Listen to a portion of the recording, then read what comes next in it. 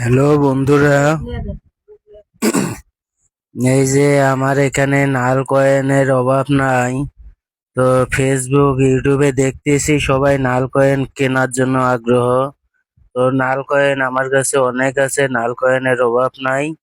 ও সব সালেরই আছে।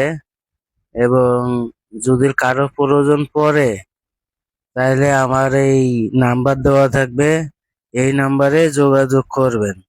তো নাল বলেন আর সাদা বলেন, অনেক পুরানো কয়েন গুলো আমার কাছে আছে।